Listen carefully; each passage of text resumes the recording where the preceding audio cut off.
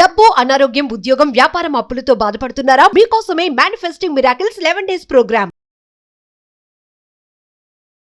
నమస్తే, welcome to Suman TV. ప్రస్తుతం మనతో పాటు ఉన్నారు former deputy director, ministry of defence, 20 years above experience ఉన్నటువంటి యూపీఎస్సీ టీచింగ్లో బాలలత మేడం ఉన్నారు. మేడంతో మాట్లాడదాం. నమస్తే మ్యామ్. నమస్తే అండి. మ్యామ్, గవర్నమెంట్ జాబ్స్ చాలామంది సంవత్సరాల నుంచి దానికోసం ప్రయాసపడుతూ ఉంటారు, ప్రిపేర్ అవుతూ ఉంటారు. ఎందుకు మేడం అంటే ఇంత కాంపిటీషన్ ఉందని తెలిసి కూడా అక్కడితో ఆగిపోరు? ఒకసారి ఫెయిల్ అయినా, రెండోసారి ఫెయిల్ అయినా మళ్ళీ కొట్టాలని ట్రై చేస్తుంటారు. కెరీర్ కూడా కొంచెం డిస్టర్బ్ అవుతూ ఉంటుంది. అటు పేరెంట్స్ యొక్క ఫినాన్షియల్ అది కూడా చూసుకుంటే. అంటే ఈరోజు ఒక్కసారి గవర్నమెంట్ జాబ్ ప్రిపేర్ అయ్యే ఆస్పిరెంట్స్కి మీరు ఇచ్చే టిప్స్ అండ్ సజెషన్స్ ఎలా ఉంటాయి? గవర్నమెంట్ జాబ్స్ అనేవి ఒక్కసారి మనం ఆ ప్రిపరేషన్ టేస్ట్ చూశాక, ఒకసారి విఫలమైనా, రెండుసార్లు విఫలమైనా మళ్ళా దాని మీద ఇష్టం చనిపోదన్నమాట. మనం ఫైట్ చేస్తూనే ఉంటాం గవర్నమెంట్ జాబ్స్ కోసం. అయితే అభ్యర్థులు ఎన్ని సంవత్సరాలు దాని మీద పెట్టాలి, ఎన్ని సంవత్సరాలు దాని మీద ఇన్వెస్ట్ చేయాలనే దాని మీద అవగాహన లేకుండా ఈ ఫీల్డ్లోకి వస్తారు. అది ఐఏఎస్, ఐపీఎస్ ఎగ్జామ్ అంటే సివిల్ సర్వీసెస్ ఎగ్జామ్ అయినా, గ్రూప్ 1, గ్రూప్ 2, బ్యాంకింగ్ ఏ ఎగ్జామ్ అయినా సరే దానికి ఎంత టైం నేను పెట్టాలనేది మ్యాక్సిమం లిమిట్ అనేది ఆలోచన లేకుండా వస్తారనమాట. కొన్నిసార్లు కొంతమందికి రాగానే 1 or 2 attempts అయిపోద్ది, కొన్నిసార్లు కొంతమందికి 5-6 ఏళ్ళు పట్టుద్ది.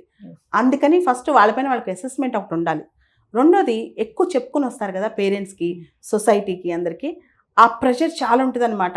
అందుకని దాని నుంచి బయటికి రాలేరు. పలానా వాడు ఐఏఎస్ ప్రిపేర్ అవుతున్నాడు అంటే సమాజం మొత్తం నిజంగా ఐఏఎస్ అయిపోయాడా అనే ఫీలింగ్లోకి వస్తారు. దాన్ని వదులుకోలేక కూడా కొంతమంది రాలేరనమాట. తర్వాత చాలామంది అభ్యర్థులు ఐఏఎస్ ఇలాంటి ప్రిపరేషన్లోకి వచ్చి దాని చుట్టూ తిరుగుతుంటారు, కానీ యాక్చువల్లీ ప్రిపరేషన్లోకి పూర్తిగా వెళ్ళరు. వాళ్ళని వాళ్ళు అసెస్ చేసుకోవాలంటే కొన్ని టెక్నిక్స్ ఉన్నాయండి. ముఖ్యంగా ఎగ్జామ్స్ రాయాలి, ప్రాక్టీస్ చేస్తే వాళ్ళకి అర్థమైపోయింది. కనీసం 30%, 40% కరెక్ట్ అవుతుంటే మనం రైట్ ట్రాక్లో ఉన్నాము. ఇంకొంచెం ప్రిపేర్ అవుతే 50%కి వెళ్తాం. జనరల్గా గవర్నమెంట్ జాబ్స్లో దేనిలో అయినా 50% మించిన మార్క్స్ ఏం రాకల టాప్ రావాలంటే 50-55% మినిమం మనం ప్రిపేర్ అయ్యే స్టాండర్డ్స్ మినిమం ఉన్నాయా లేదా. రెండోది, మన పీర్ గ్రూప్, మన చుట్టుపక్కల ఎప్పుడు కూడా మనల్ని కన్స్ట్రక్టివ్గా మనకు సజెషన్స్ ఇచ్చేవాళ్ళు ఉండాలి, కన్స్ట్రక్టివ్గా మనకు క్రిటిసిజం ఇచ్చేవాళ్ళు ఉండాలి. అంతేగాని అన్న ఈ సంవత్సరం కానిచ్చేయి, నెక్స్ట్ ఇయర్ అయిపోద్ది అని చెప్పి మనల్ని డిస్ట్రాక్ట్ చేసేవాళ్ళు ఎక్కువ మంది ఉండకూడదు. అంటే టెంపరీ బ్రేక్స్ తీసుకో, పర్లేదు ఈరోజు సినిమా చూసొద్దాం, ఇట్లా చాలామంది ఏం చేస్తారంటే వాళ్ళకి సరిగ్గా సబ్జెక్ట్ మీద అవగాహన లేక అండ్ వాళ్ళు కూడా డిమోటివేట్ అవుతూ ఇంకొకరిని పక్క వాళ్ళు డిమోటివేట్ చేస్తూ వాళ్ళని తిప్పుతూ ఉంటారనమాట. మన చుట్టూ ఉన్న పీర్ గ్రూప్ కూడా చాలా ఇంపార్టెంట్. అంటే మనల్ని మనం అసెస్ చేసుకోవడం, మనకి ప్రాపర్ పీర్ గ్రూప్ ఉండటం, మన పేరెంట్స్ కూడా అంటే తల్లిదండ్రులు చాలామంది, ప్రతి ఒక్క పేరెంట్స్ కండి నా దగ్గరికి చాలామంది పేరెంట్స్ వస్తుంటారు. వాళ్ళ దృష్టిలో ఏంటంటే వాళ్ళ పిల్లలే చాలా గ్రేట్, వాళ్ళ స్టోరీయే చాలా గ్రేట్. అసలు అని మాట్లాడినారు కొన్నిసార్లు తల్లిదండ్రులే చెప్తా ఉంటారనమాట, మా అమ్మాయి అబ్బాయి ఇలా ఇలా ఇలా ఇలా ఇలా. అసలు నాకు అసెస్ చేసే టైం కూడా ఎవరు. అంటే మేము చిన్నప్పుడు 10th ఎన్ని వచ్చాయి, ఇంటర్మీడియట్లో ఎన్ని వచ్చాయి, గ్రాడ్యుయేషన్లో ఎన్ని వచ్చాయని. కొన్ని సందర్భాల్లో వాళ్ళకి ఇంట్రెస్ట్ లేకపోయినా వాళ్ళు కాంపిటేటివ్ ఎగ్జామ్స్ వైపు రుద్దుతుంటారు. కొంతమంది పేరెంట్స్ ఉంటారనమాట, వాళ్ళ పిల్లలు ఖచ్చితంగా ఈ టార్గెట్ రీచ్ అవ్వాలి, కాంపిటేటివ్ ఎగ్జామ్స్ అవ్వాలని. ఇన్ఫ్యాక్ట్ ఒక కాంపిటేటివ్ ఎగ్జామ్లో పాస్ అవ్వాలంటే టీచరు, పేరెంట్స్ అందరికంటే ఎక్కువ వాళ్ళకి ఒక ప్యాషన్ ఉండాలి, ఆ డ్రైవింగ్ ఫోర్స్ వాళ్ళ నుంచి రావాలన్నమాట. అండ్ ఈ ప్రతి ఎగ్జామ్లో కూడా స్టేజెస్ ఉంటాయి. ఒకటే స్టేజ్లో సెలెక్షన్ లేదు. అది ప్రిలిమ్సా, మెయిన్సా, 2 స్టేజెస్లో ఉన్నాయా, 3 స్టేజెస్లో ఉన్నాయా, ఆ స్టేజెస్లో మనం ఏ స్టేజ్కి ఎలా ప్రిపేర్ అవుతున్నాం, ముందుగా ప్రిపేర్ అయ్యే ఎగ్జామ్ రాస్తున్నామా, ఎగ్జామ్ రాస్తూ ఒక స్టేజ్ వైజ్ ప్రిపేర్ అవుతున్నామా, ఇట్లాంటి అవగాహన చాలా తక్కువ మందికి ఉంటుంది. ఓల్డ్ క్వశ్చన్ పేపర్స్ అసలు చూడరు, సిలబస్ అసలు సరిగ్గా చూడరు. అంటే వాళ్ళు ఏ సిలబస్ చదవాలి, ఏ క్వశ్చన్ పేపర్స్ చూడాలి. అండ్ చాలామంది తెలుసా, మన అలాంటి వీడియోస్లో కూడా సక్సెస్ స్టోరీస్ బాగా చూస్తారు. అంటే పలానా వాళ్ళు సక్సెస్ అయ్యారు, వాళ్ళ దగ్గర టిప్స్ ఏంటి, టెక్నిక్స్ ఏంటి బాగా చూస్తారు. కానీ ఫెయిల్యూర్ స్టోరీస్ ఉంటాయి కదా, ఫెయిల్యూర్ స్టోరీస్లోనే మనకు నిజంగా రియల్ స్టోరీ తెలుస్తుంది అనమాట. సో ఆ ఫెయిల్యూర్స్ ఎలా వస్తాయి, మనం ఎప్పుడు ఫెయిల్ కాకూడదు. అకాడమిక్ ఎగ్జామ్కి కాంపిటేటివ్ ఎగ్జామ్కి ఒక తేడా ఉంటుందండి. అకాడమిక్ ఎగ్జామ్ అంటే మనం చాలామంది పాస్ అవుతారు, ఎక్కడో ఒకళ్ళు ఫెయిల్ అవుతారు. కాంపిటేటివ్ ఎగ్జామ్లో ఉదాహరణకి సివిల్స్ ఎగ్జామ్ అనుకోండి, ఒక 5-6 లక్షల మంది ఎగ్జామ్ రాస్తారు. దానిలో ఫైనల్ రిజల్ట్లో 1000 మందే ఉంటారు. ఆ 1000 మందిలో కూడా రకరకాల సిస్టమ్స్ ఉంటాయి దానిలో. ఇదంతా ఎగ్జామ్ పట్ల పూర్తిగా అవగాహన తెచ్చుకొని, ఆకలింపు చేసుకుని ఎగ్జామ్కి రావాలి. రెండోది, వీళ్ళు ఎగ్జామ్ ఫస్ట్ టైం ఫెయిల్ అయినప్పుడు, సెకండ్ టైం ఫెయిల్ అయినప్పుడు వాళ్ళలో ఉన్న బాధ్యత అంటే నేను ఎక్కడ ఫెయిల్ అయ్యాను, ఎక్కడ తప్పు చేశాను అది ఎత్తుక్కోకుండా కారణాలు ఎత్తుక్కుంటారు.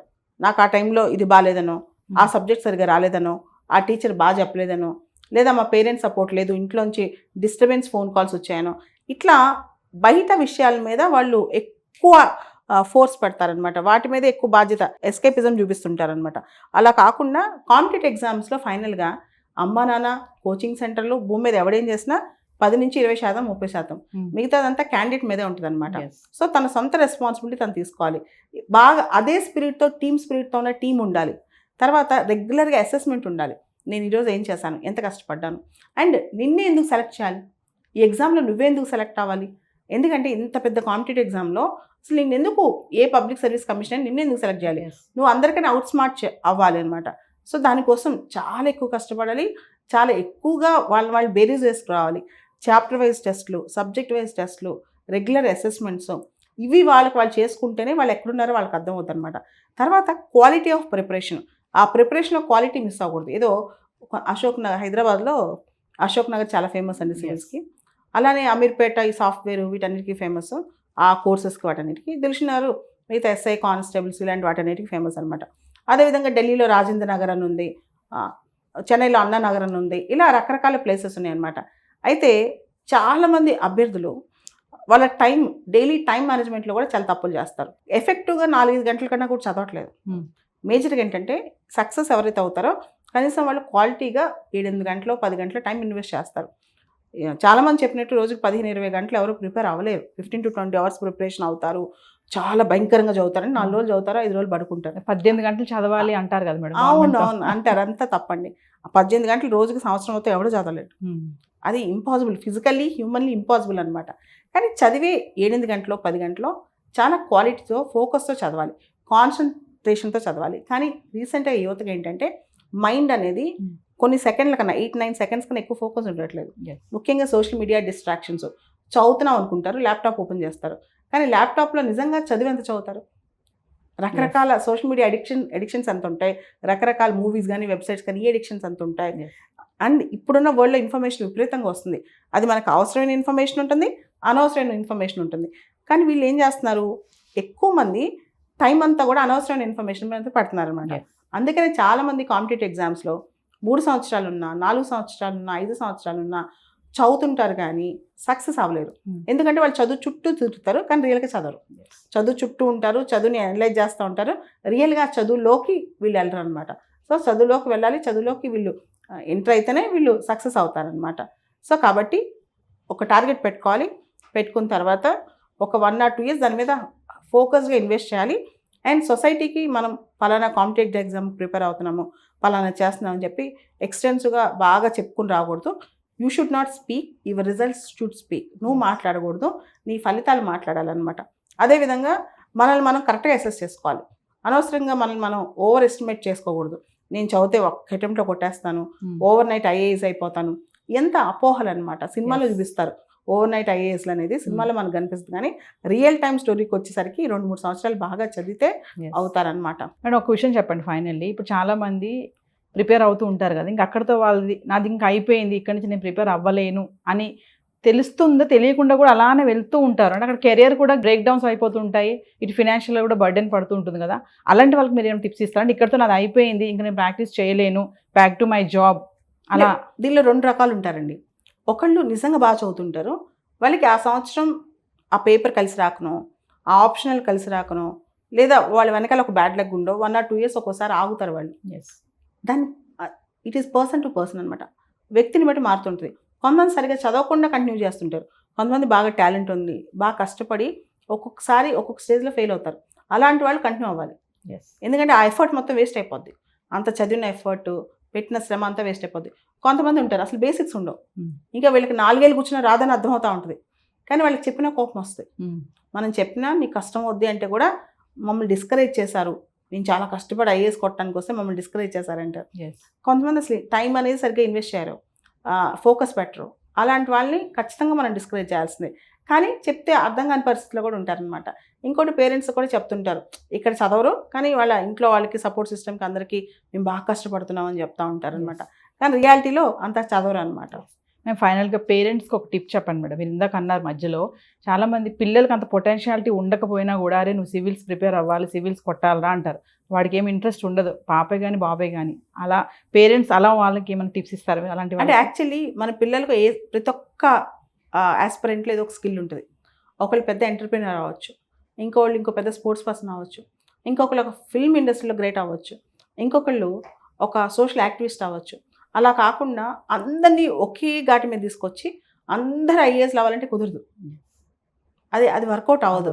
మన పిల్లల్లో ఉన్న టేస్ట్ ఏంటి, వాళ్ళు ఏ ఫీల్డ్లో ముందుకు వెళ్ళగలరు, ఏ ఫీల్డ్లో వాళ్ళు పుష్ చేస్తే వాళ్ళు బెటర్ సిటిజన్ అవ్వగలరు, బెటర్గా పర్ఫామ్ చేయగలరు, వాళ్ళ లైఫ్లో సెటిల్ అవ్వగలరు, అది ఆలోచించాలి. అంతేగాని వాళ్ళకి ఆ ఫీల్డ్లో యాప్టిట్యూడ్ లేదని తెలిసిన, ఆ ఓరియంటేషన్ లేదని తెలిసిన తొయ్యకూడదు అనమాట.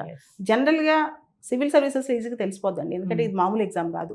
వాళ్ళకి ప్యాషన్ నుండి వచ్చారా లేదా, వాళ్ళు నిజంగా ఆ స్ట్రెంత్ ఉందా లేదా, కొంచెం ఎక్స్పీరియన్స్ ఉన్న ఫ్యాకల్టీకి అయితే నాలాంటి వాళ్ళు కొంచెం ఒక 2-3 రోజులు వాళ్ళని చూడంగానే వాళ్ళు నిజంగా వర్తియా కాదా, వాళ్ళు కూర్చుంటారా కూర్చోరా అర్థమవుతుంటుంది అనమాట. నేనైతే సింపుల్గా ఒక 20 టెస్టులు పెడతాను. నువ్వు ఈ టెక్స్ట్ బుక్ చదివిరా, ఈ పని చేసుకురా అని చెప్పి. దానిలో 100 మందికి చెప్తే 10 మంది తిరిగి వస్తారు. ఆ 10 మందిలో కూడా ఒకడే ఐఏఎస్ అవుతాడు ఫైనల్గా. సో ఆ టెస్ట్ నాకు అర్థమైపోద్ది.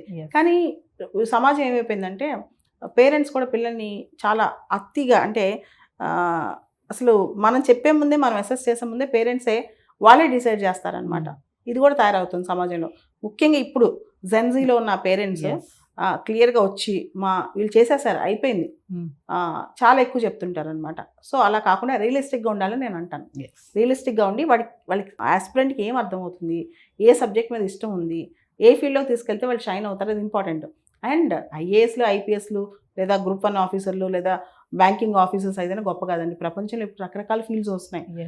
ఏ ఫీల్డ్ అయినా వాళ్ళు రాణించవచ్చు అనమాట. కానీ చాలా మందికి అది అర్థం కాక ఇంకా ఆ క్రేజ్ నుంచి బయటకు రావట్లా, అదొక ఆ మైండ్ సెట్ నుంచి బయటకు రావట్లేదు. గవర్నమెంట్ జాబ్ అంటే సేఫ్ అండ్ సెక్యూర్ కదా, అది పాత రోజుల్లో concept. I train for civil services no doubt, కానీ గవర్నమెంట్ జాబే సేఫ్ అండ్ సెక్యూర్ అనేది ఇట్స్ అన్ అవుట్డేటెడ్ కాన్సెప్ట్.